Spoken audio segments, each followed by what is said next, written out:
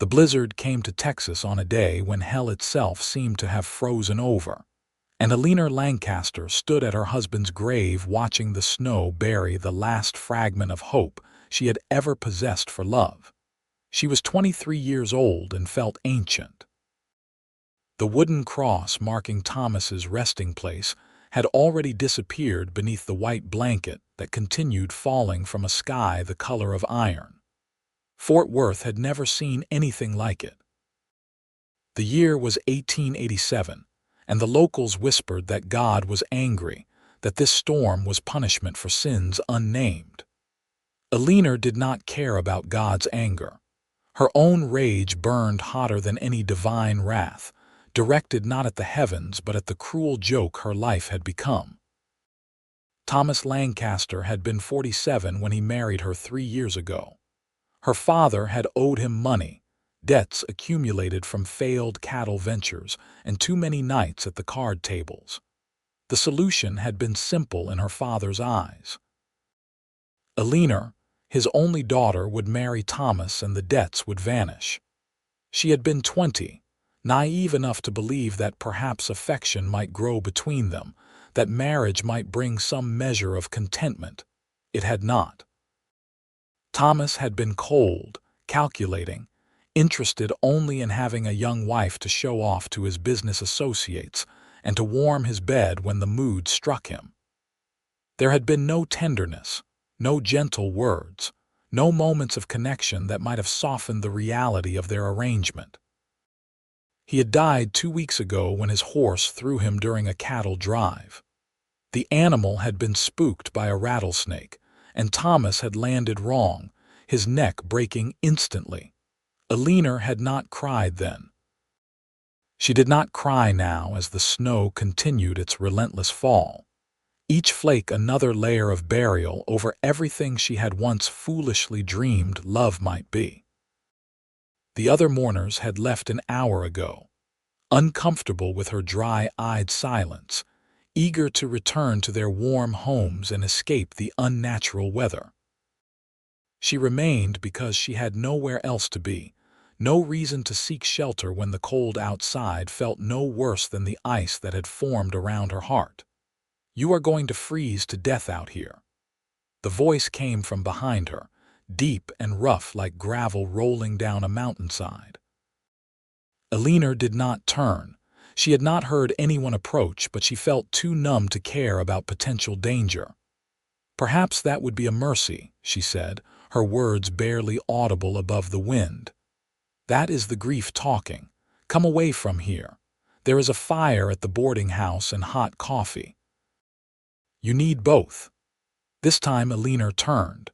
The man standing 10 feet behind her was tall, broad-shouldered, wearing a heavy coat dusted with snow and a hat pulled low over his face. She could see dark eyes watching her with an intensity that made her want to look away but somehow kept her gaze locked with his. "I do not know you," she said.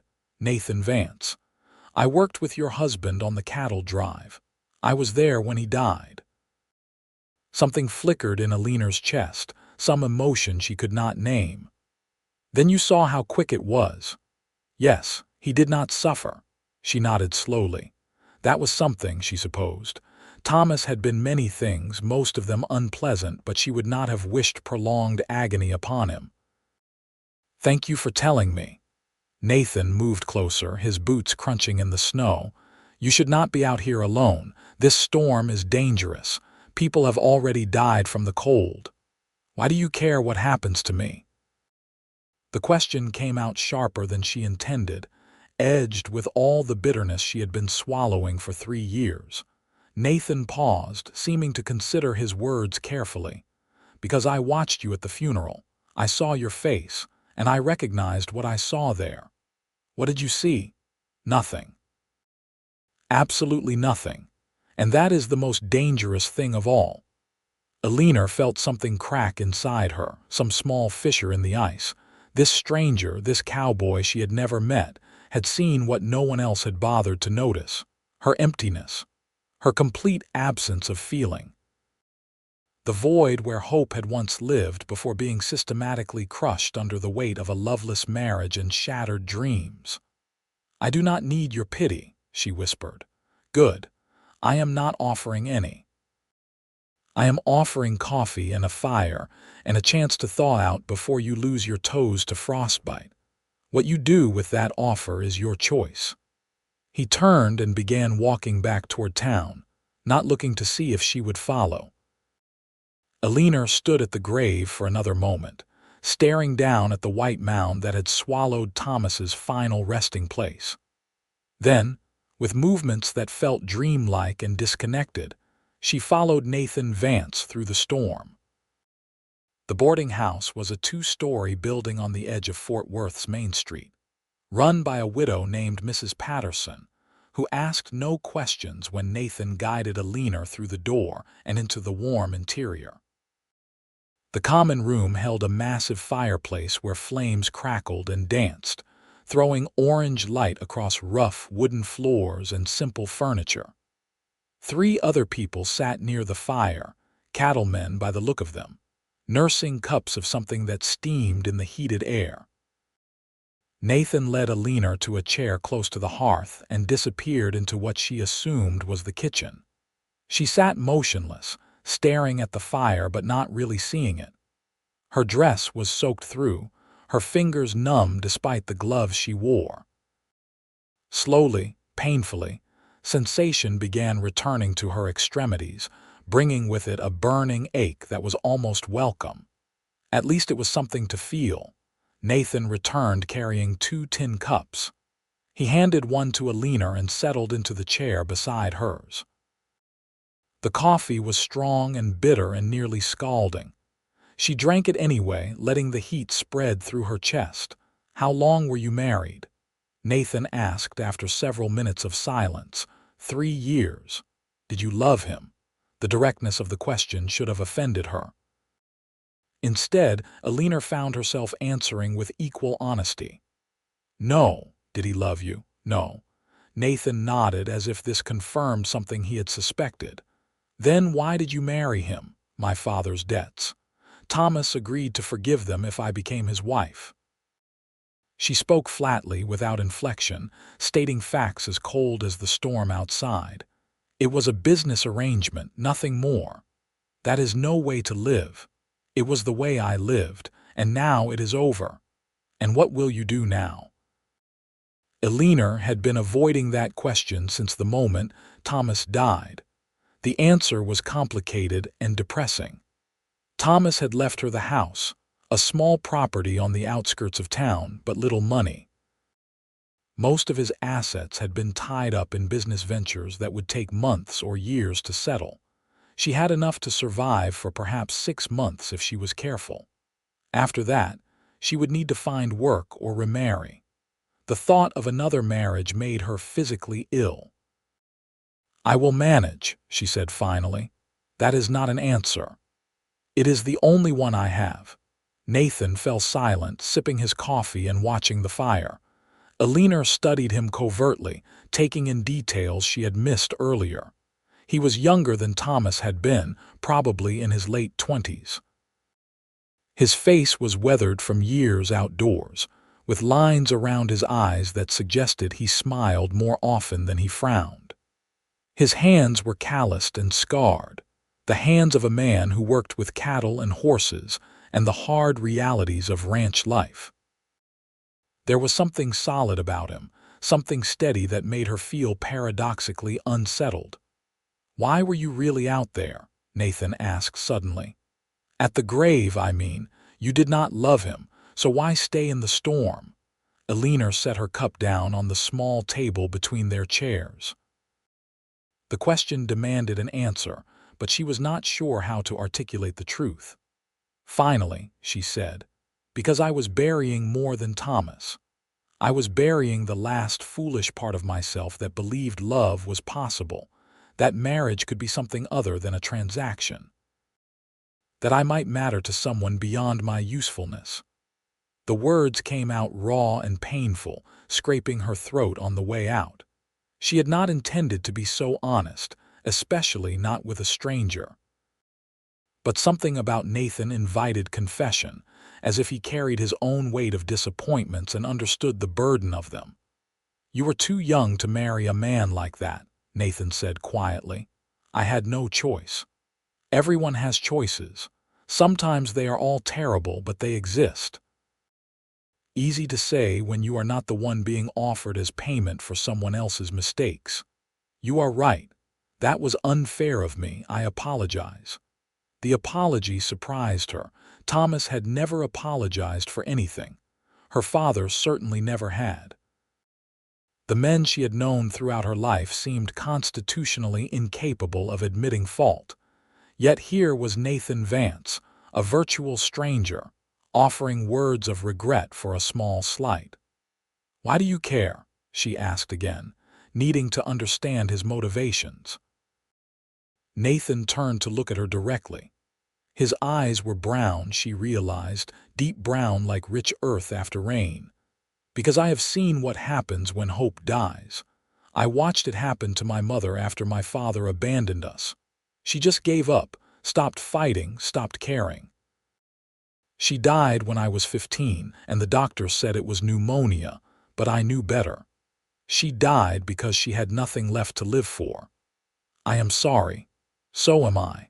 And I am sorry I never found a way to give her a reason to keep going. Maybe that is why I am here talking to you.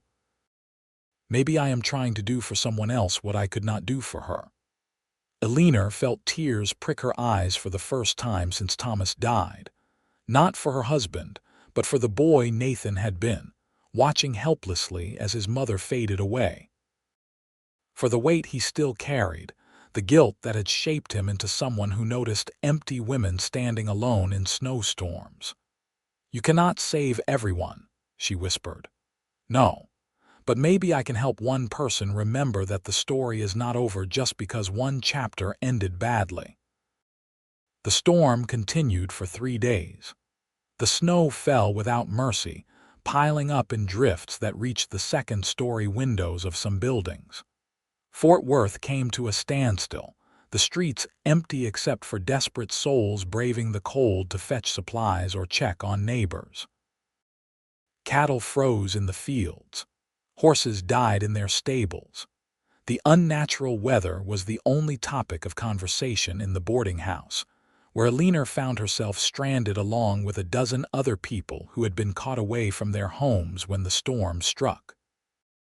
Nathan was there too, his presence a constant that Eleanor found herself increasingly aware of. He did not press her for further conversation, but he was always nearby, helping Mrs. Patterson keep the fires burning, bringing in firewood from the covered pile behind the building, checking on the other stranded travelers. Eleanor watched him move through these tasks with quiet efficiency, never complaining, never drawing attention to his efforts. On the second day, when cabin fever was beginning to make everyone irritable, Nathan produced a worn deck of cards and started a game of poker. Eleanor had never played, but she watched from her chair by the fire as Nathan patiently explained the rules to an elderly man who had been separated from his family. The game brought laughter and friendly arguments, breaking the tension that had been building. "You want to join?" Nathan asked, looking over at Eleanor. "I do not know how to play. I will teach you." She hesitated, then moved to the table where the game was happening. Nathan made space for her, dealing her in and explaining each step as the hand progressed. Eleanor lost spectacularly, unable to hide her reactions when she drew good cards. The other players teased her gently, and Nathan smiled, showing teeth that were straight except for one slightly crooked incisor that somehow made his smile more appealing. "You need to work on your poker face," he said. "I did not realize I had to hide everything, only in cards. The rest of the time people should see what you are feeling." "Why?" "Because that is how we know we are not alone. That is how we connect with each other." Eleanor thought about this as the game continued. Thomas had always insisted she maintain perfect composure in public. that any display of genuine emotion was unseemly for a woman of her position. She had learned to bury her feelings so deep that sometimes she could not find them herself. The idea of letting people see her truth felt dangerous and exposing, but also, maybe, a little bit freeing. She lost 3 hands in a row, then managed to win one through sheer luck. The small victory made her laugh, the sound startling her with its unfamiliarity. Nathan grinned at her across the table, and something warm unfurled in Eleanor's chest, something she had thought frozen beyond recovery. On the 3rd day, the snow finally stopped. The sun emerged, turning the white landscape into a field of diamonds that hurt to look at directly. People began digging out, creating paths between buildings, checking on supplies and livestock. The death toll was high. 17 people in Fort Worth had perished, mostly elderly folks who had been unable to keep their homes warm enough. Hundreds of cattle were dead, representing financial ruin for several ranchers. Eleanor returned to the house she had shared with Thomas. The place felt even emptier than before, echoing with absence. She built a fire in the stove and tried to take stock of her situation. The facts were grim. Thomas had been meticulous about his business records, and Eleanor spent hours going through papers and ledgers, trying to understand the scope of what she had inherited. The house was hers, but there was a lien against it that Thomas had taken out 6 months before his death. The monthly payments were substantial. His other investments were tied up in a cattle operation that had just lost most of its herd to the storm. There was some cash, enough for perhaps 3 months if she was extremely frugal. After that, she would have nothing. She was sitting at Thomas's desk, surrounded by papers and drowning in despair when someone knocked on the door. Eleanor answered it to find Nathan standing on her porch, his hat in his hands. "I wanted to check on you," he said. "Make sure you made it home safely." "I am fine. Are you?" The simple question, asked with genuine concern, nearly undid her. Eleanor felt her carefully constructed composure begin to crack. She turned away, not wanting Nathan to see the tears threatening to fall. "Eleanor," he said softly, and she heard him step inside, closing the door behind him. "What is wrong?" "Everything," she whispered. "Everything is wrong. I have no money, no prospects, no future. The house has debt against it. Thomas's business ventures are worthless. I will lose everything within a few months." She felt Nathan's hand on her shoulder, gentle but solid. The touch was the first kind human contact she had experienced in years. It broke something open inside her, and suddenly, she was crying great gasping sobs that shook her entire body. Nathan turned her around and pulled her against his chest, his arms coming around her in an embrace that felt like safety. Eleanor cried for the girl she had been before her father sold her to pay his debts. She cried for the 3 years she had spent in a cold marriage, pretending everything was acceptable when nothing was. She cried for the future she had imagined as a child, full of love and laughter and purpose, a future that had been stolen from her. And she cried because this stranger, this cowboy she barely knew, had shown her more kindness in 3 days than Thomas had in 3 years. When the storm of emotion finally passed, Eleanor found herself still held in Nathan's arms. She should have been embarrassed, should have pulled away, but she could not make herself move. His heartbeat was steady beneath her ear, his breathing calm. He smelled like leather and wood smoke, and something indefinably masculine that made her feel safe in a way she had never experienced. "I am sorry," she finally managed, her voice hoarse. "Do not be. You needed that. I fell apart in front of you. You are human. That is what humans do sometimes." Eleanor slowly pulled back, wiping at her face with shaking hands. Nathan released her but stayed close, his presence a comfort. She looked up at him and found him watching her with an expression she could not quite read. "What am I going to do?" she asked. "You are going to figure it out, and you are not going to do it alone. You do not owe me anything. This is not about owing. This is about choice. I am choosing to help if you will let me. Why? Because you deserve better than what you have been given, because I see something in you that you do not see in yourself yet, and because maybe I am tired of watching good people give up when the world beats them down." Eleanor shook her head. "You do not even know me. So let me know you, let me help you, and then decide if my reasons are good enough." It was illogical, it made no sense. But standing in the cold house that had never been a home, looking at Nathan Vance with his steady eyes and honest face, Eleanor found herself nodding, found herself accepting help from a man who had no reason to offer it except that he seemed to care, genuinely care, about what happened to her. "Okay," she whispered. "Okay." Nathan's smile was like sunrise after a long night. "Good. Now show me those papers. Let us see what we are working with." They spent the rest of the afternoon going through Thomas's records. Nathan had a quick mind for numbers and business, seeing patterns and possibilities that Eleanor had missed. He explained that the cattle operation might not be a complete loss.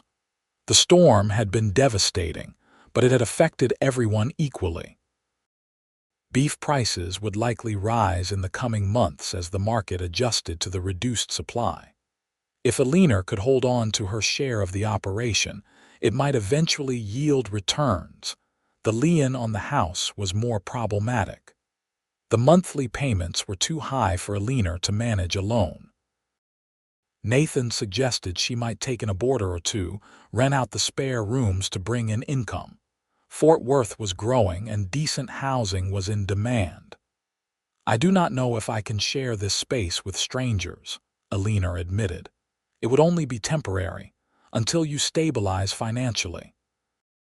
And you could be selective about who you accept. Would you help me? With screening potential boarders, I mean, of course." They continued working until the light faded and Eleanor's stomach reminded her she had not eaten since morning. Nathan helped her prepare a simple dinner from the supplies in the pantry, moving around the kitchen with surprising competence. "You cook?" Eleanor asked, watching him dice potatoes with practiced efficiency. "Had to learn after my mother died. I worked on ranches where the trail boss expected everyone to take turns with meals. You pick up skills when you need them." They ate at the small table in the kitchen, and Eleanor found herself talking more freely than she had in years. Nathan asked questions about her life before Thomas, and she told him about growing up as the daughter of a gambler who loved cards more than his family. She talked about her mother, who had died when Eleanor was 12, leaving her alone with a father who saw her primarily as an asset to be leveraged. Nathan listened without judgment, his attention complete and unwavering. When she fell silent, he shared his own story. His father had been a drunk who abandoned the family when Nathan was 10. His mother had worked herself to exhaustion trying to keep them fed and housed. After she died, Nathan had lied about his age to get work on a cattle ranch, learning the trade through hard experience. "I have been working cattle for 13 years, he said. "Saved most of what I earned. I have plans to buy land, start my own ranch someday. Why have you not done it yet?" "Waiting for the right opportunity, and maybe I have been afraid." It is a big step, going from working for someone else to being responsible for your own place. "You do not seem like someone who is afraid of anything." Nathan laughed, the sound warm and genuine. "I am afraid of plenty. I am just good at not showing it. Maybe we are both good at hiding." "Maybe, but we do not have to hide from each other." The words hung in the air between them, weighted with possibility. Eleanor felt something shift in her chest, some movement in the frozen places. She was not ready to call it hope, not yet, but it was something. A crack in the ice. A hint of thaw. Nathan left shortly after dinner, promising to return the next day to help her write an advertisement for boarders. Eleanor cleaned up the kitchen and prepared for bed, her mind full of the day's conversations. She slept better that night than she had in months, her dreams free from the usual anxiety and dread.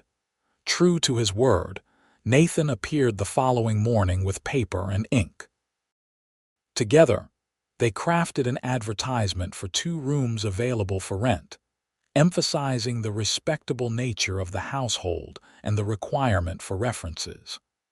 Nathan took the advertisement to the newspaper office and paid for a week's run, refusing to let Eleanor reimburse him. "Consider it an investment," he said when she protested. "In what?" "In the future. Yours and maybe mine too." Eleanor did not know what to make of that statement, but she tucked it away to examine later. Nathan spent the morning helping her prepare the spare rooms for potential occupants. They moved furniture, cleaned windows, changed linens. The physical work was tiring but satisfying. Eleanor found herself laughing at Nathan's stories about disastrous trail drives and temperamental cattle. By afternoon, they had the rooms ready. Eleanor made coffee, and they sat in the small parlor, exhausted and oddly content. The house felt different with Nathan in it, warmer somehow, more alive. Eleanor caught herself watching him when he was not looking, noticing details. The way his hair curled slightly at the nape of his neck, the small scar above his left eyebrow, the careful way he handled the delicate coffee cup as if afraid his rough hands might break it. "You are staring," Nathan said without looking up. Eleanor felt heat flood her cheeks. "I am sorry, I was just thinking." "About what?" "About how strange this is. A week ago, I was married, living a life I hated but at least understood. Now Thomas is dead, I am nearly destitute, and I am sitting in my parlor with a man I barely know who is helping me for reasons I do not entirely understand. It feels like I am living someone else's life." Nathan set down his cup and turned to face her fully. "Maybe you are finally starting to live your own life. Your choices, your decisions, your future. I am terrified." "Good. Being terrified means you care what happens. That is a start." "A start to what?" "To finding out who Eleanor Lancaster is when she is not being crushed under someone else's expectations." The words resonated in a way that made Eleanor's throat tight. Who was she without the weight of her father's debts, without Thomas's cold indifference, without the constant performance of being someone she was not? She had no idea. The prospect of discovering the answer was indeed terrifying, but also, maybe, a little bit exciting. "Will you help me figure that out?" she asked, her voice barely above a whisper. "If you want me to." "I want you to." Nathan smiled, and Eleanor felt the crack in the ice widen just a little more. The responses to the advertisement came quickly. Fort Worth was experiencing a housing shortage, and a respectable widow with clean rooms was an attractive option. Over the next week, Eleanor interviewed 6 potential boarders with Nathan present. His judgment was invaluable. He had a knack for reading people, pointing out subtle red flags that Eleanor would have missed. They finally selected 2 occupants. The first was Mr. Harrison, a middle-aged bank clerk who was new to Fort Worth and needed accommodation while he looked for a more permanent situation.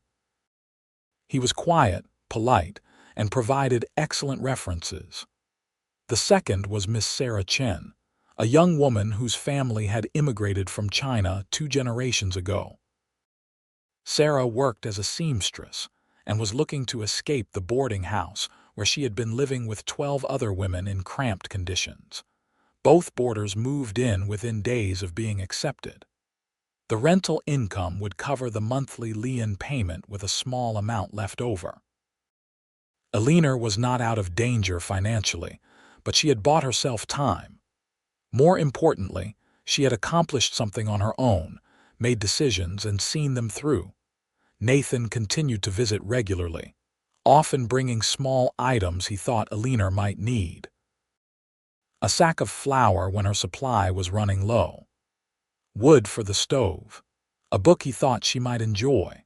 These gestures were never grand or showy, but they touched Eleanor deeply because they showed Nathan was paying attention, noticing her needs before she voiced them. One evening in mid-February, nearly 2 months after Thomas's death, Nathan arrived with a proposition. He had been offered a job helping to manage a large ranch about 20 miles outside Fort Worth. The position came with decent pay and the possibility of eventually buying into the operation as a partner. It was the opportunity he had been waiting for, the chance to start building toward his dream of owning his own place. "That is wonderful," Eleanor said, genuinely happy for him even as her heart sank. 20 miles might as well be 1,000. She would see him rarely, if at all. "There is a complication," Nathan said, his expression serious. "What?" The ranch owner is old-fashioned. He prefers to hire married men, thinks they are more stable and responsible. I explained I am not married, and he said he would prefer to offer the position to someone who is. Eleanor's disappointment deepened. "That seems unfair." "It is unfair, but it is his ranch and his rules." Nathan paused, then continued, his eyes locked on hers. "I could tell him I am getting married, that I will be married before I start the job. But you are not engaged to anyone. Not yet." The words hung between them, heavy with implication. Eleanor's heart began to beat faster as she understood what Nathan was suggesting. "You cannot be serious," she whispered. "I am completely serious. Eleanor, these past 2 months getting to know you have been the best of my life. You are strong and smart and resilient in ways I do not think you fully understand yet. You have been through hell, but you have not let it break you. You are rebuilding, creating something new from the ashes. I admire that. I admire you. Nathan, that is not a reason to get married." "You are right. So let me give you the other reasons. I care about you. I think about you constantly. When something good happens, you are the person I want to tell. When something is difficult, you are the person I want to talk to about it. I wake up looking forward to seeing you, and I go to sleep thinking about our conversations. I do not know if that is love. I have never been in love before, but it feels like it might be the beginning of something that could become love if we let it." Eleanor could barely breathe. "You are proposing marriage. I am proposing a partnership. A real one, not like what you had before. We would be equals, making decisions together, building a life together. I am offering you a way out of Fort Worth, away from the memories of Thomas, a chance to start fresh. The ranch has a house for the manager. We would have our own place, our own space. You could finally figure out who you are when you are not being someone else's obligation. This is insane. We have known each other for 2 months. I know. But sometimes the right thing feels insane. And I am not asking you to love me right now. I am asking you to take a chance, to trust that maybe, possibly, we could build something good together." Eleanor's mind raced. Everything Nathan said was logical in its own way, but it was also terrifying. She had sworn she would never marry again, that she would never put herself in a position to be controlled or used. But Nathan was not Thomas. He was kind and thoughtful and had never asked anything of her except that she be herself. He made her feel safe. He made her laugh. He made her want to hope again, which was perhaps the most dangerous thing of all. "What if it does not work?" she asked. "What if we make a mistake? Then we deal with it together." "But Eleanor, what if it does work? What if this is your chance to have the life you dreamed about as a girl? Partnership, respect, maybe eventually love. Are you willing to let that possibility pass because you are afraid?" "Of course I am afraid. I am terrified." "So am I, but I am more afraid of not trying, of walking away and spending the rest of my life wondering what could have been." Eleanor looked at Nathan, really looked at him. She saw honesty in his face, vulnerability in his eyes. He was offering her everything he had, holding nothing back, trusting her with his dreams and his heart. When had anyone ever done that? When had anyone ever seen her as more than a commodity or a convenience? The snow had buried her hope, crushed it under frozen weight until she believed it dead. But Nathan had been digging, carefully and patiently, excavating the possibility of something real. And now he was offering to help her build something new, something that belonged to them both. "I need time to think," she said finally. "Of course. Take all the time you need. I have 2 weeks before I need to give the ranch owner an answer." Nathan left shortly after, and Eleanor sat alone in her parlor, her mind churning. She thought about Thomas and the 3 miserable years she had spent as his wife. She thought about her father and how he had traded her to erase his debts. She thought about all the ways she had been used and dismissed and treated as less than fully human. Then she thought about Nathan, the way he listened when she talked, the way he helped without being asked, the way he had cried with her when she finally let herself feel the weight of everything she had endured, the way he looked at her like she mattered, like she was valuable beyond measure. She thought about the ranch, about having a fresh start away from Fort Worth and all its painful memories. She thought about building something with a partner who saw her as an equal. She thought about the possibility of love, real love, not the transaction she had experienced before, but something genuine and reciprocal. It was insane. It was risky. It was probably the most dangerous thing she could do. It was also the first thing in her entire life that felt like her choice. Eleanor barely slept that night, wrestling with the decision. By morning, she knew what her answer would be. She waited through the day, nervous and jittery, practicing what she would say. Nathan arrived in the evening as had become his habit. Eleanor met him at the door before he could even knock. "Yes," she said. Nathan's eyes widened. "Yes. Yes, I will marry you. I will take the chance. I will be your partner, and we will build something together, and I do not know if it will work, but I am willing to try." The smile that spread across Nathan's face was pure joy. He pulled Eleanor into his arms, lifting her off her feet and spinning her around. When he set her down, he cupped her face in his hands. "I will spend every day trying to make you happy," he said. "I will be the husband you deserved from the beginning. I promise you that. I do not need you to make me happy. I need you to be honest with me, to respect me, to see me as a person and not a possession. Can you promise me that?" "I can and I do. I promise I will never treat you as anything less than my equal."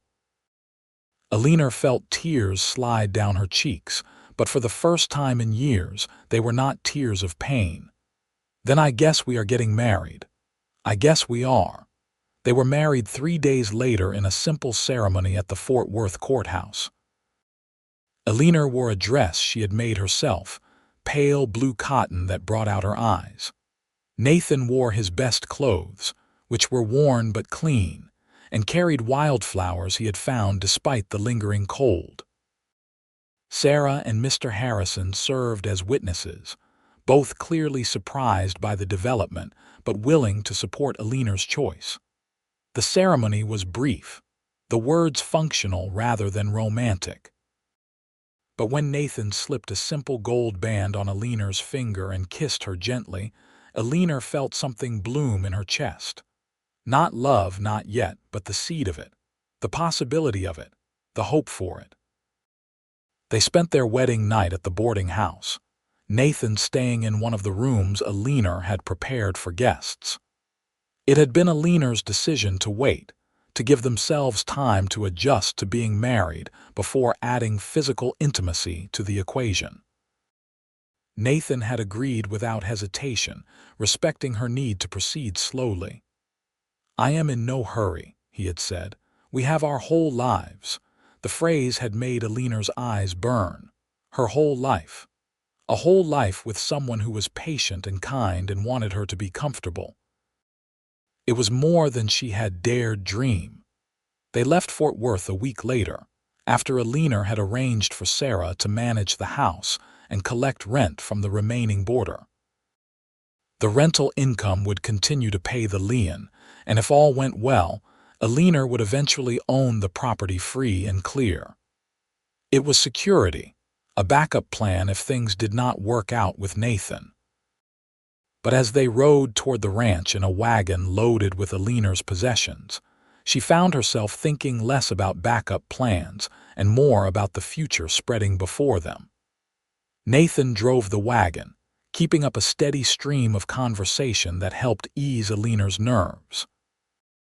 He talked about the ranch, about the cattle operation, about his plans for eventually buying land of his own. "I want you to be part of those plans," he said. "I want your input on decisions. This is not my life with you along for the ride. It is our life that we build together.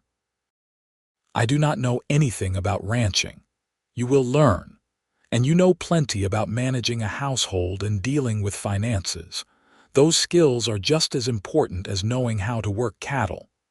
The ranch was called the Triple Bar, after the brand they burned into their cattle's hides. It was 5,000 acres of Texas grassland, rolling hills dotted with mesquite trees and crossed by several creeks. The house that came with Nathan's position was modest but solid, a 3-room structure with a covered porch and a good well. Eleanor fell in love with it immediately. It was nothing like the house in Fort Worth, nothing grand or impressive, but it felt like possibility, like a blank canvas where she could paint whatever life she chose. They spent the first week settling in, making the house livable. Nathan built furniture, crafted a bed frame and a table and chairs from lumber he bought in the nearby town. Eleanor sewed curtains and made the place feel like a home. They worked side by side, learning each other's rhythms, discovering how to move through space together. The ranch owner, a man named Samuel Dockery, came by to check on them. He was in his 60s, gruff but fair, and he seemed pleased with Nathan's choice of wife. "Good to have a woman's touch around here again," he said to Eleanor. "My wife passed 5 years ago and the place has not been the same since. You need anything, you let me know." Eleanor thanked him, appreciating his gruff kindness. After he left, Nathan pulled her close. "He likes you."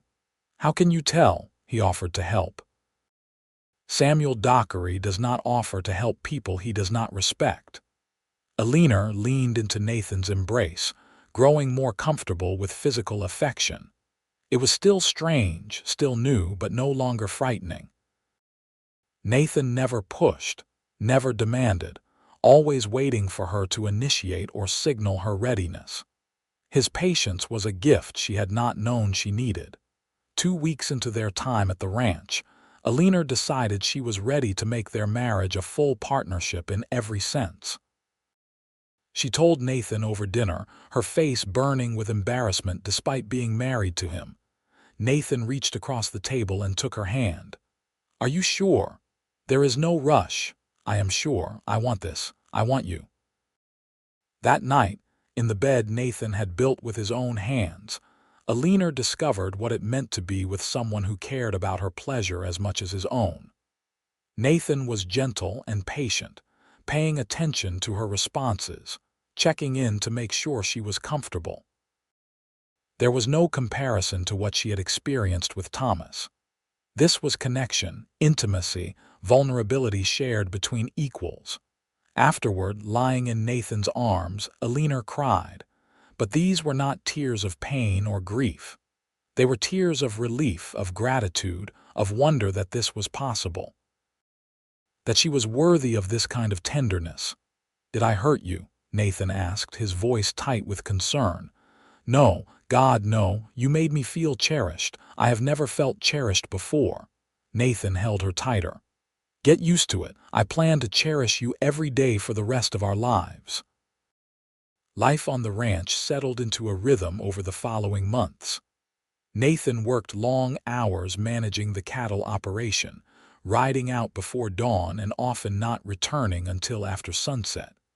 Eleanor managed the household, cooked meals, tended a vegetable garden she planted in the spring. It was hard work, but satisfying in ways her life in Fort Worth had never been. They made friends with other ranch families, attended church socials and community dances. Eleanor discovered she liked being part of a community that knew her as Nathan's wife, but did not know about Thomas or her father or the painful past she was trying to leave behind. Here, she could be whoever she chose to be. Nathan taught her to ride properly, patiently correcting her form until she could handle a horse with confidence. Eleanor taught Nathan to read music and appreciate the piano that Samuel Dockery allowed her to use in the ranch's main house. They were learning each other, discovering interests and passions and dreams. One evening in June, 6 months after their wedding, Nathan came home with news. Samuel Dockery wanted to retire. He was offering Nathan the opportunity to buy the ranch outright, with generous terms that would allow them to pay over 20 years. "It would be everything we have been saving for," Nathan said, his excitement barely contained. "Our own place, our own operation. What do you think?" Eleanor's heart raced. This was enormous, the dream Nathan had been working toward for years. But it was also terrifying. They would be taking on debt, responsibility, risk. "What do I think?" Eleanor repeated. "I think we need to look at the numbers carefully. I think we need to understand exactly what we are taking on, and I think if the numbers make sense, we should absolutely do it." Nathan's grin was fierce. "We are going to do this, together." They spent weeks reviewing the ranch's books, assessing the cattle, evaluating the property. Eleanor's experience managing Thomas's finances proved invaluable. She saw opportunities Nathan missed, potential issues that needed addressing. Together, they negotiated better terms with Samuel Dockery, who seemed pleased to see them taking such a thorough approach. By August, the deal was finalized. Nathan and Eleanor Vance were the owners of the Triple Bar Ranch. It was terrifying and exhilarating and felt like stepping into the future they had been building toward. That night, celebrating in their home, Nathan pulled Eleanor into a dance despite the absence of music. "We did it," he said, his voice full of wonder. "We did," Eleanor agreed. "I love you, Eleanor Vance. I do not know when it happened exactly, but somewhere along the way, I fell completely in love with you." Eleanor felt her eyes fill with tears. The words were not a surprise. She had seen Nathan's love in his actions for months, in every kind gesture and patient moment. But hearing him say it out loud made it real in a way nothing else had. "I love you too," she said, and realized it was true. The seed that had been planted on their wedding day had grown and bloomed into something strong and real. She loved this man who had dug her out of the snow, who had seen her at her emptiest, and decided she was worth saving. She loved his kindness and his humor and his steady presence. She loved the life they were building together. Nathan kissed her, deep and passionate, and Eleanor kissed him back with everything she had. Later, lying tangled together in bed, she reflected on how far she had come. A year ago, she had been standing in a snowstorm, burying hope. Now she was lying beside a man she loved, planning a future that felt bright with possibility. The next few years were hard work but deeply satisfying. They built the ranch into a successful operation, weathering droughts and market fluctuations and all the challenges that came with running a cattle business. Eleanor proved to have a talent for managing the financial side of the operation, keeping meticulous records and finding ways to maximize profits. She also discovered a passion for breeding horses. The ranch had always kept horses for working cattle, but Eleanor began to focus on improving the bloodlines, bringing in better stallions and carefully selecting which mares to breed. Within 3 years, Triple bar horses were gaining a reputation for quality throughout Texas. Nathan supported her interests completely, encouraging her to take the lead on the horse operation while he focused on cattle. They worked as true partners, making decisions together, supporting each other's ideas, trusting each other's judgment. In the spring of 1890, Eleanor discovered she was pregnant. The news filled her with joy and terror in equal measure. She had not allowed herself to think too much about children, afraid to want something so desperately only to have it denied. But now that it was happening, she found herself overwhelmed with love for the tiny life growing inside her. Nathan was ecstatic. He fussed over Eleanor constantly, trying to keep her from working too hard, insisting she rest more. Eleanor found his concern both endearing and exasperating. "I am pregnant, not dying," she said after he had attempted to forbid her from riding horses. "I know, but you are precious to me and so is our child. Let me worry about you. You can worry, but you cannot stop me from living my life." They compromised, Eleanor agreeing to limit her riding and avoid the more dangerous work around the ranch. Nathan hired additional help to ease the burden on both of them. Eleanor spent more time on the financial side of the business, less time on physical labor. Their son was born in November, a healthy baby with Nathan's dark eyes and Eleanor's delicate features. They named him Thomas, after Eleanor's first husband, a gesture that surprised Nathan. "Are you sure?" he asked, holding their newborn son with obvious terror at his fragility. "I am sure."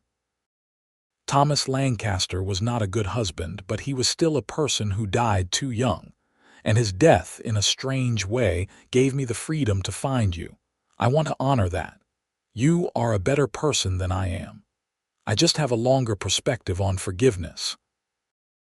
Young Thomas was an easy baby, quick to smile and slow to cry. Eleanor was amazed by her capacity to love him, by the fierce protectiveness she felt. Nathan was an attentive father, helping with feedings and diaper changes without being asked, rocking Thomas to sleep when Eleanor was too exhausted. "My father never did any of this," Nathan said one night, watching his son sleep in the cradle he had built. "He did not think it was a man's work. What do you think? I think being a parent is the most important work there is. I think I am not going to miss a moment of watching my son grow up." Eleanor kissed her husband, grateful beyond measure for his presence in her life. The years continued to pass, marked by the rhythms of ranch life and the growth of their family. A daughter arrived 2 years after Thomas, a spirited girl they named Catherine after Nathan's mother. She had Eleanor's blonde hair and Nathan's determination, and she kept them constantly on their toes. The ranch prospered. Their cattle operation was one of the most successful in the region. Eleanor's horse breeding program was producing animals that sold for premium prices. They were able to pay down the debt on the ranch faster than anticipated, gaining equity and security. Fort Worth became a distant memory for Eleanor, though she still owned the house there. Sarah had eventually purchased it from her, the rental payments transitioning to purchase payments. Eleanor had signed over the deed with a light heart, severing the last tie to her painful past. By 1895, Nathan and Eleanor had been married for 8 years. They stood on the porch of their home one evening, watching the sun set over land that belonged to them, earned through years of hard work and partnership. Thomas was 7, already showing signs of being a natural horseman. Catherine was 5, fearless and full of questions about everything. "Do you ever think about that day in the snow?" Nathan asked, his arm around Eleanor's waist. "Sometimes. It feels like another life, like it happened to someone else. You were so empty, so hopeless, I was afraid I could not reach you. But you did. You kept showing up, kept offering kindness, kept believing I was worth saving. You saved yourself, Eleanor. I just gave you a reason to try." Eleanor turned to face her husband. The years had added a few gray hairs to his temples, lines around his eyes. He was 37 now, and she was 31, and they had built something extraordinary together. "We saved each other," she said. "I was empty, but you were lonely. You had been alone for so long, carrying all that weight by yourself. We found each other when we both needed someone to see us." Nathan pulled her close, kissing her forehead. "Best decision I ever made, offering you coffee that day. Best decision I ever made, saying yes." They stood together as the light faded, comfortable in the silence, secure in the knowledge that they had built something lasting. The snow had buried Eleanor's hope, crushed it under frozen weight. But Nathan had dug through the ice and found something worth saving. And together they had made it real, transforming pain into purpose, loss into love. Their children's laughter drifted from inside the house, a sound that still made Eleanor's heart swell. She thought about the girl she had been, standing at Thomas Lancaster's grave, believing herself incapable of happiness. She wished she could go back and tell that girl what was coming, the joy and partnership and family that waited just beyond the storm. But maybe the journey was necessary. Maybe she needed to hit bottom to appreciate the heights. Maybe the darkness made the light sweeter. "Mama, Papa." Catherine's voice called from inside. "Thomas says I cannot help with the horses tomorrow, but I can, right?" Eleanor and Nathan exchanged amused glances. Their daughter's determination was legendary. "We will discuss it at dinner," Eleanor called back.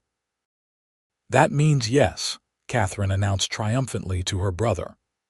"That means we will discuss it," Thomas corrected, his tone already taking on the patient exasperation of an older sibling. Nathan laughed, the sound warm and full of contentment. "Our children are going to be the death of us." "Our children are going to be extraordinary," Eleanor corrected, "like their mother, like both their parents." They went inside to referee the argument between their children, to sit down to dinner as a family, to continue building the life they had chosen together. The storm was long past, the snow melted and gone. But the love that had grown from that frozen moment remained, strong and steady and real. Eleanor Lancaster Vance had learned that hope was not something you found.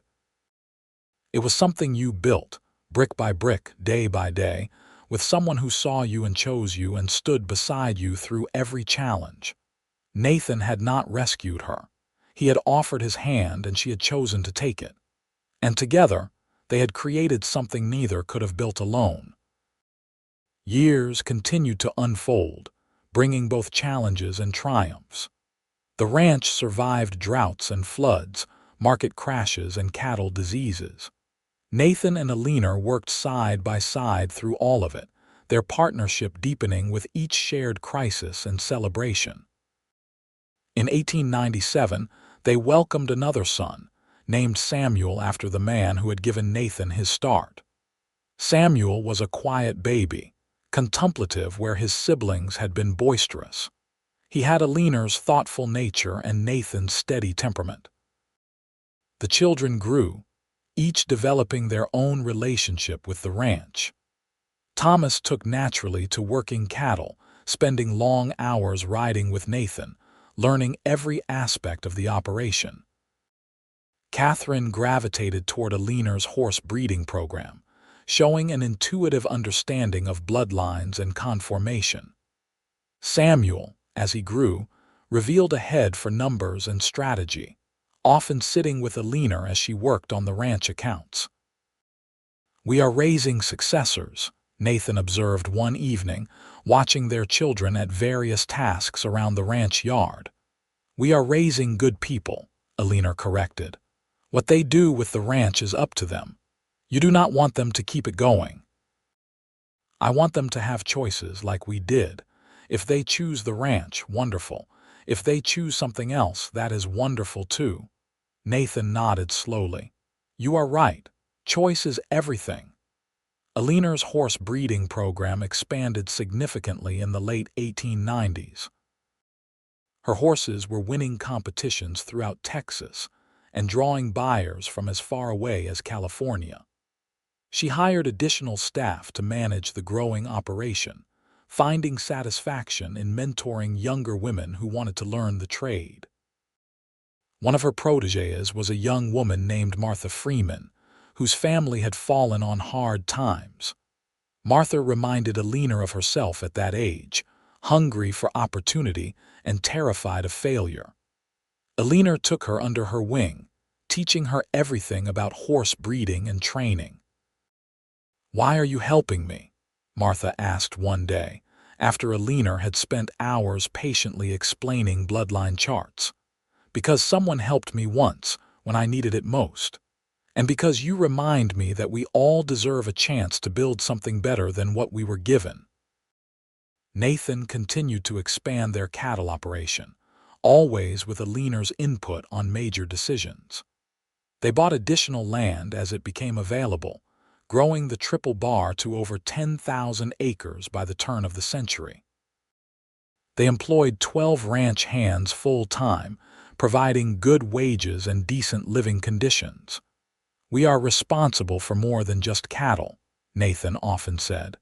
"We are responsible for the people who depend on us for their livelihoods." This philosophy shaped every decision they made. They paid fair wages, provided medical care when hands were injured, and helped families in need. Their reputation as fair and decent employers meant they never lacked for good workers. In 1902, Eleanor received word that her father had died. She had not seen or spoken to him since her marriage to Thomas Lancaster 15 years earlier. The notification came from a lawyer in Fort Worth, informing her that her father had left behind nothing but debts. Eleanor felt remarkably little at the news. There was no grief, but also no satisfaction, just a sense of a door closing on a part of her life that had been over for years. "You want to go to Fort Worth, pay your respects?" Nathan asked gently. "No. That man stopped being my father the day he traded me to settle his gambling debts. I owe him nothing, not even my presence at his funeral.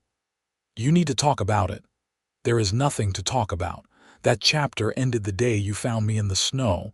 Everything that matters started after that." Nathan pulled her close, understanding what she could not quite articulate. The past was past. The present and the future were what mattered now. Their children continued to grow and thrive. Thomas, at 19, had become an invaluable part of the ranch operation. He had his father's way with cattle and people, able to manage the hands with authority tempered by fairness. Catherine, at 17, was already developing a reputation as one of the best horse trainers in Texas. Samuel, at 12, showed signs of having a business mind that would likely surpass both his parents. Eleanor watched her children become adults with pride and a touch of melancholy. Where had the years gone? It seemed like only yesterday she was holding Thomas as a newborn, marveling at his tiny fingers. Now he was a man, capable and confident, talking about eventually starting his own ranch. "They are going to leave us," she said to Nathan one night. "Probably. That is what children do. They grow up and build their own lives. I know, but I will miss them. We will miss them together, just like we have done everything else." In 1905, Thomas announced his engagement to Margaret Hayes, the daughter of a neighboring rancher. The wedding was planned for the following spring. Eleanor threw herself into preparations, working with Margaret to plan a celebration that would bring together both families and the broader community. The wedding was beautiful, held at the Triple Bar under a perfect blue sky. Eleanor cried happy tears as she watched her son pledge his life to a woman he clearly adored. Nathan held her hand through the ceremony, his presence a comfort. "That could have been us," Eleanor whispered during the vows. "If circumstances had been different, we had our own path." and it led us here. I would not change a single thing. Neither would I. Thomas and Margaret moved into a small house on the far side of the ranch property, near where Nathan had marked land for eventual division among their children. They were still part of the operation, but had their own space, their own independence. Eleanor visited often, delighting in seeing her son build a life with his chosen partner. Catherine announced in 1906 that she wanted to attend a veterinary college in Kansas. It was a bold move for a woman, but Catherine had never been afraid of challenging expectations. Eleanor supported the decision wholeheartedly, helping her daughter navigate the application process. "You know people will talk," Nathan warned Catherine, though his pride in her ambition was obvious. "Let them talk. I am going to be the best horse veterinarian in Texas, and that requires proper education." "You are so much like your mother," Nathan said, shaking his head in affectionate exasperation. Catherine left for Kansas in the fall, and the house felt emptier for her absence. But her letters arrived regularly, full of excitement about her studies and determination to prove herself in a male-dominated field. Eleanor saved every letter, treasuring the glimpses into her daughter's expanding world. Samuel, at 15, announced his intention to study business and finance. He wanted to help modernize the ranch's operations, bring new methods and efficiencies. Nathan and Eleanor supported this as well, beginning to plan for his education after he finished his basic schooling. "Our children are going to do remarkable things," Eleanor said. "They already are. Because they had remarkable parents. We just gave them choices and support.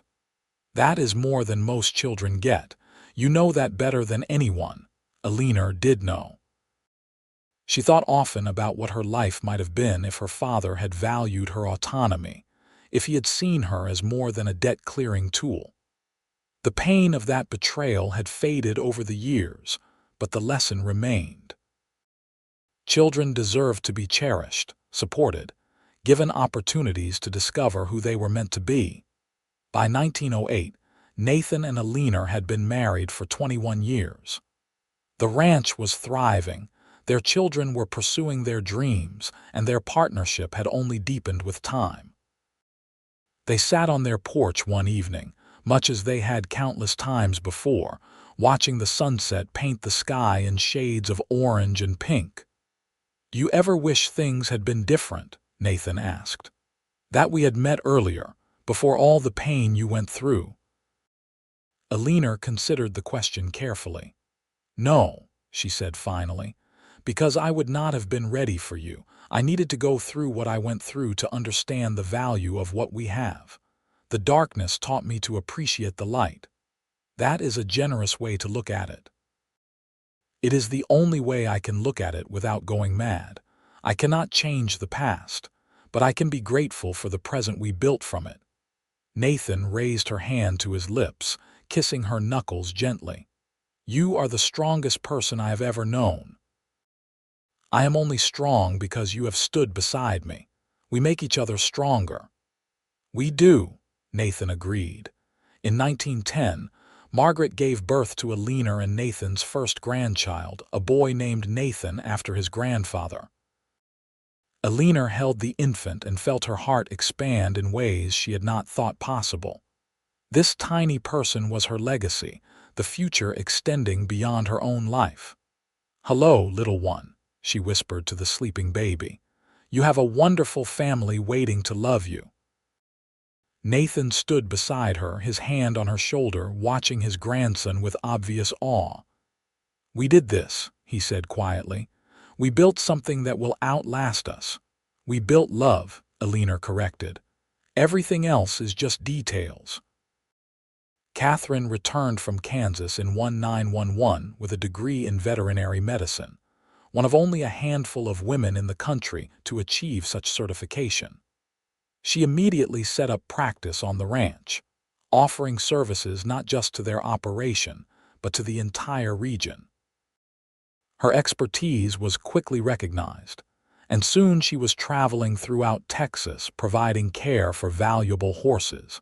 Samuel finished his education and began implementing new systems for managing the ranch's finances and operations.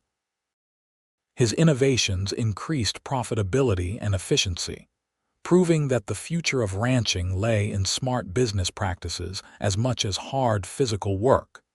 Eleanor watched her children thrive and felt deep satisfaction. They were living lives of purpose and meaning, lives they had chosen for themselves. That was all any parent could hope for. In 1913, Nathan began experiencing chest pains. Eleanor insisted he see a doctor, despite his protests that he was fine. The diagnosis was a weak heart, likely damaged by years of hard physical labor. The doctor recommended rest, less strenuous work, careful management of his health. Nathan was 49 years old and suddenly facing his mortality. Eleanor was 47, and the thought of losing him filled her with terror unlike anything she had experienced since those dark days after Thomas Lancaster's death. "You are not leaving me," she told Nathan fiercely. "We have years left, decades. You do not get to give up." "I am not giving up. But I need to be realistic." Realistic means following doctor's orders. Realistic means letting our sons handle more of the physical work. Realistic means we adapt together like we have adapted to everything else. Nathan smiled, though the expression was tinged with sadness. "You were right all those years ago. I did dig you out of the snow, but you have been digging me out ever since, keeping me grounded, giving me reasons to keep going. We dig each other out. That is what partners do." They restructured their involvement in the ranch, Nathan focusing more on oversight and decision-making, less on physical labor.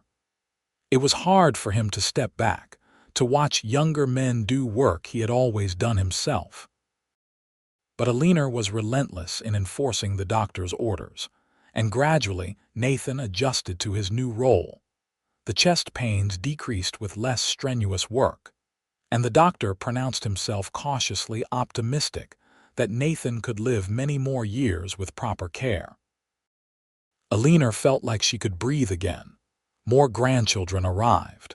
Catherine married a veterinarian she had met during her studies, and they had twin girls in 1914. Samuel married a local schoolteacher in 1915, and they welcomed a son later that year. The ranch house that had once echoed with the sounds of Eleanor and Nathan's children now filled with the laughter of grandchildren. Eleanor loved being a grandmother. She told stories to her grandchildren, taught them to ride horses, shared the wisdom she had accumulated over decades of living. Nathan was equally devoted, patient and playful with the young ones in ways that delighted everyone. "You are a much better grandfather than you were afraid you would be as a father," Eleanor teased. "I had more practice by the time the grandchildren arrived, and less terror." "You were terrified." "Of course I was terrified. Every parent is terrified they will ruin their children somehow, but we did all right, I think. We did better than all right. We raised good people." By 1920, Nathan and Eleanor had been married for 33 years. The ranch employed 25 people and encompassed 15,000 acres. Their children and grandchildren were thriving. The legacy they had built together was solid and enduring. They still sat on their porch most evenings, watching the sun set over land that belonged to them and their family.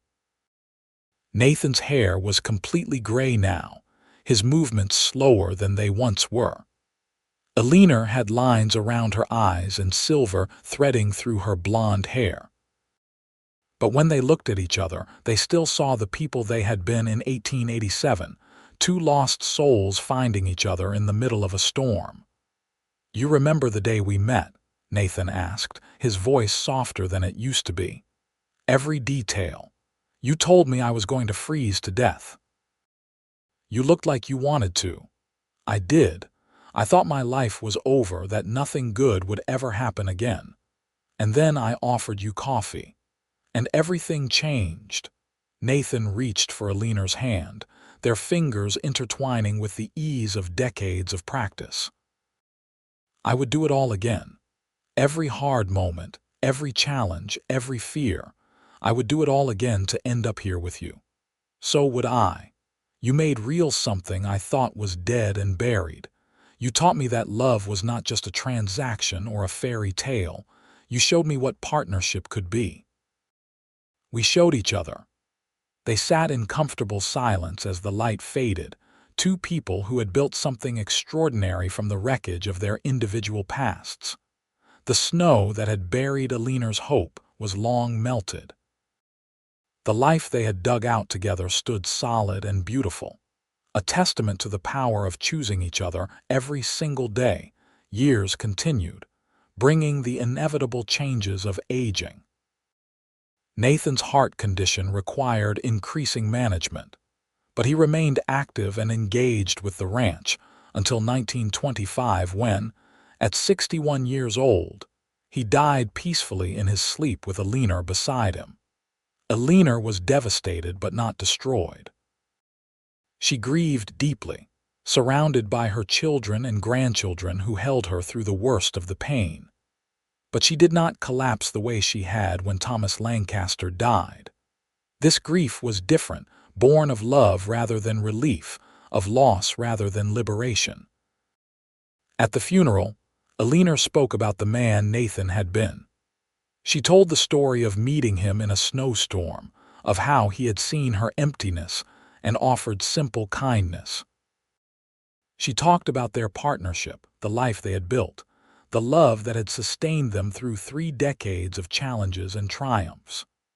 Nathan Vance taught me that hope is not something you wait for, she said, her voice strong despite tears streaming down her face. It is something you dig out of the frozen ground with your own 2 hands. It is something you build day by day, choice by choice. He built it with me, and because of him, I know it is real. I will carry that knowledge for whatever time I have left. Eleanor lived another 12 years after Nathan's death, remaining active in ranch management though her children increasingly took over day-to-day operations. She continued breeding horses, mentoring young women, spending time with her growing family. By 1937, she had 14 grandchildren and 3 great-grandchildren. She died at 71, surrounded by family in the house Nathan had helped her make a home.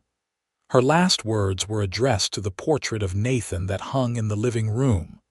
"I am coming, my love. Save me a place." At her funeral, her children told stories of both their parents, of the remarkable partnership that had created the foundation for everything their family had become. They talked about the blizzard of 1887, about a grieving widow and a compassionate cowboy, about hope buried and dug out and made real. The Triple Bar Ranch continued to thrive for generations, each one building on the legacy Eleanor and Nathan had created. Their story became family legend, told and retold to children and grandchildren and great-grandchildren. It was a reminder that love could grow even from the coldest beginnings. That partnership could transform individual brokenness into shared strength. That choosing each other every day could create something that lasted far beyond a single lifetime. The snow had buried her hope, but the cowboy had dug it out. And together, they had made it real, more real than either had ever dreamed possible. That was their gift to each other and to the family they created. That was the legacy that would never fade, the love story that would be remembered long after the participants were gone. And on cold Texas evenings, when the wind blew across the 15,000 acres of the Triple Bar Ranch, old-timers swore you could still hear Eleanor's laughter and Nathan's voice, echoing across the land they had loved and built together. A reminder that true love, once found, never really dies.